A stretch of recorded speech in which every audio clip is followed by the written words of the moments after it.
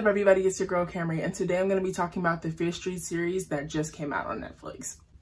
So if you guys don't know, the Fear Street series is a series of 3 films that Netflix was releasing for the past 3 weeks. Part 1, Part 2, Part 3. Part 1 was based in 1994, Part 2 was based in 1978, and Part 3 was based in 1666.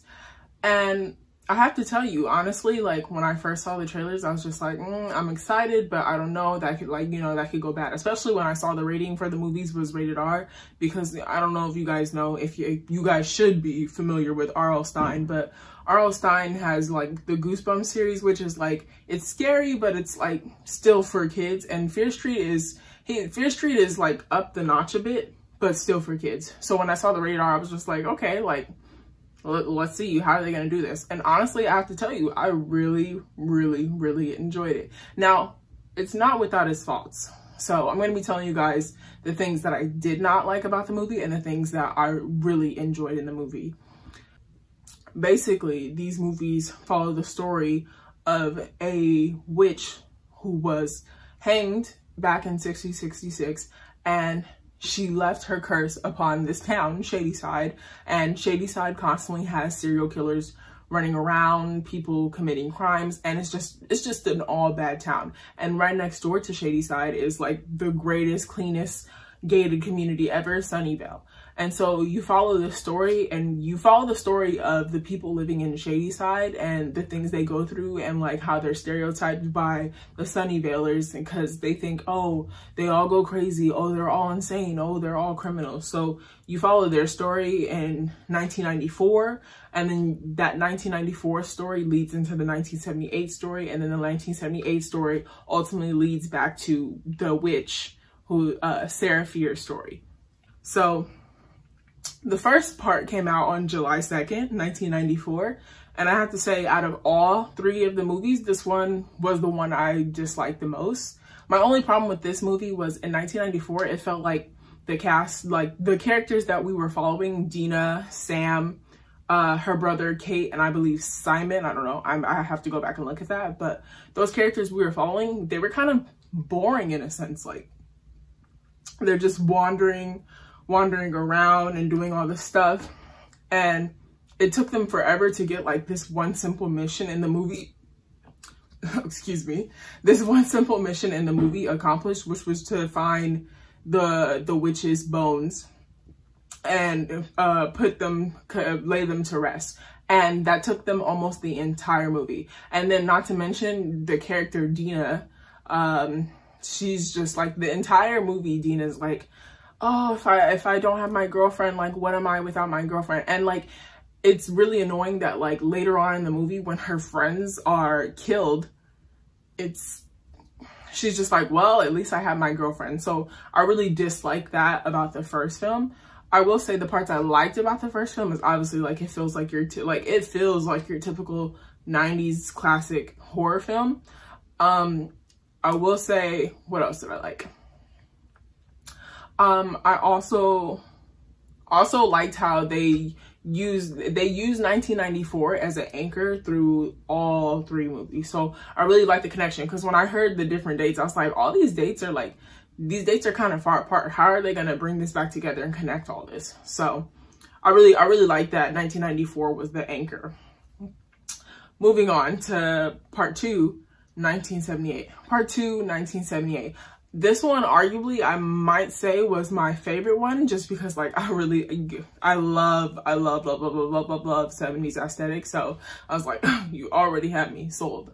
I really like this one just because like it felt really classic horror. Like, it reminded me of like Friday the 13th, like, you know, the Jason Voorhees vibes. I will say, my biggest issue with 1978 was that it was so dark. I don't know if it's just me, but when I watch some movies on Netflix, why can't I see anything? Like, I'm watching the TV and everything is like black, and like there's little things and like little shading and lighting that's to tell you that like, oh, this person is in a cave and they're wandering, but like you can't see anything for a couple of minutes. And like, I just feel like editors should really fix that, because like the TV shouldn't be like damn near black for 5 minutes of the film. Like, I'm like, what's going on? I can barely see. Like, there was one point in the film where they do like this cool camera pan where it's like traveling through the cave. It moves throughout the cave to show where the witch's like rest place is, her cave is, and you can barely see the cave. So it was like, what was the point of this cool like warming, like, because I could barely see anything. So I'd say that was my biggest issue. So I will say that my biggest issue with 1978 was the end of the movie, when you find out that the character that was telling the story of 1978 is actually not the character you thought she was. She's actually another character. And my issue with that is that at the end of that movie, this character that you thought it was, that character dies, and then her sister next to her also gets like, she gets stabbed so much, like a lot.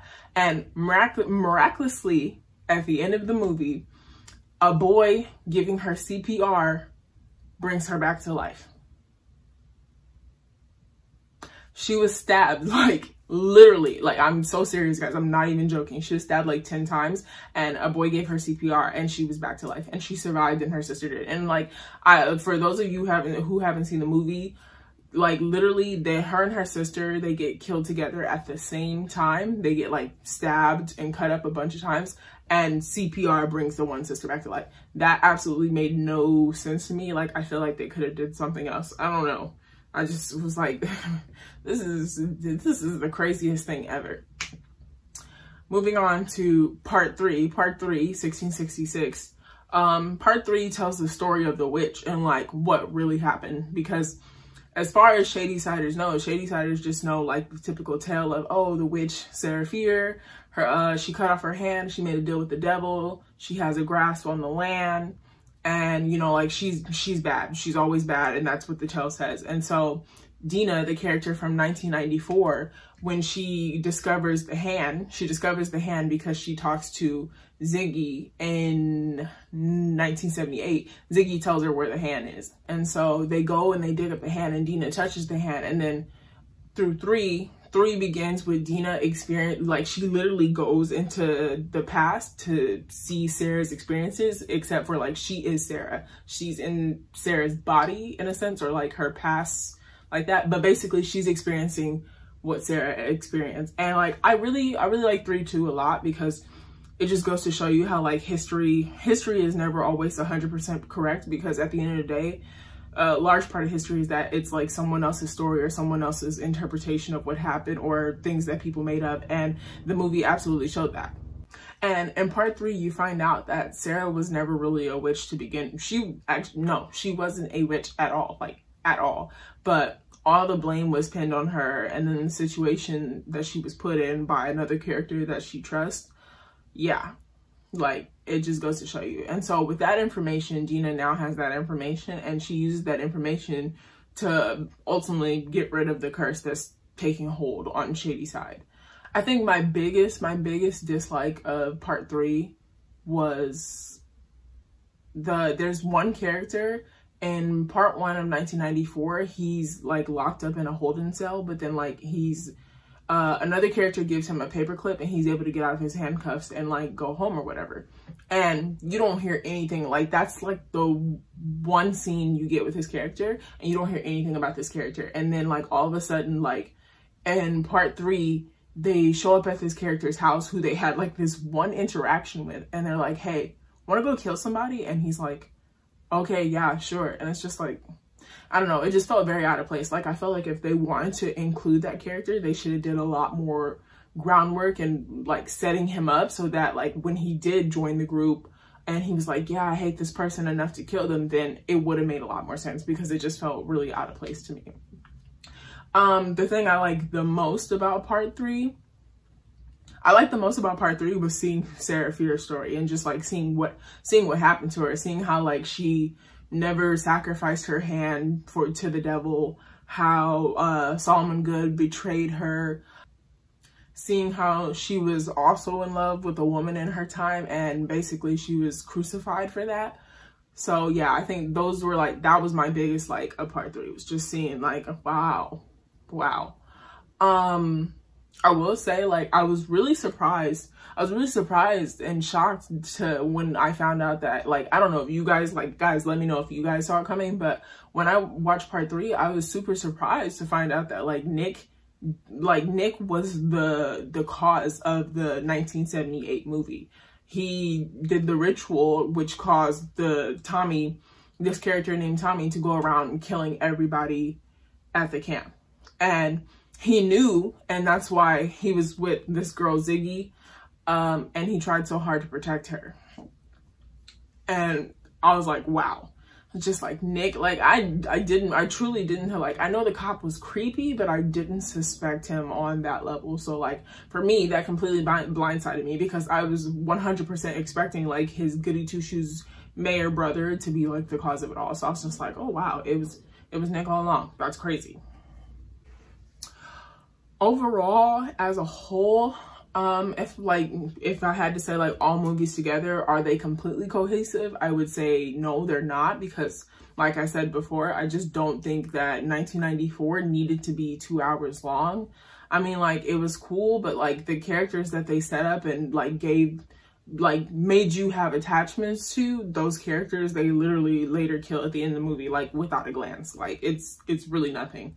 So I will say that was that. And like I said, they wasted half of the movie like running around trying to achieve something, but not really achieving anything at all. And it was basically a mess. So I feel like that movie could have been cut down to like 45 minutes and then tacked on to the rest of the series, because I feel like if the first one just felt way too long for me and I was the least engaged with that movie. But yeah, I feel like 1978 and the 1666 part 2 and 3, I feel like those two really work well together, like glue. Like they really mesh well together, because like I really liked, like, I don't know, I feel like 1978 was really fresh in my mind going into 1666 today. If I had to rate each movie separately, I would say that 1994 part 1 is about a 6 to me, and then 1978 I would rate about an 8 out of 10, and then part 3, 1666, I would rate 9 out of 10. It's like a slight ascension, but yeah, I would rate 9 out of 10 for that. Now, if I had to rate the series altogether as a whole, probably like a 7.5 out of 10. Yeah, for sure. So that was my thoughts on the Fear Street series that just came out on Netflix. Honestly, I really enjoyed it. I had a good time. You know, it made me feel very nostalgic as someone who grew up reading Fear Street and the Goosebumps series.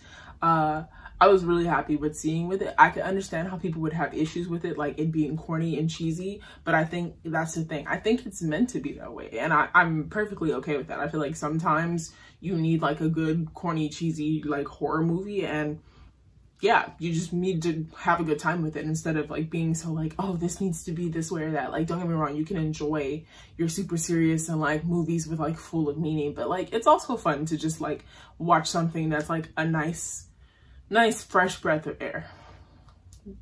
So have you guys seen the Fear Street series? What did you think about it? Did you laugh at it? Did you find it corny? Did it scare you a little bit? Let me know in the comments down below. Don't forget to like and subscribe, and I'll see you guys next time.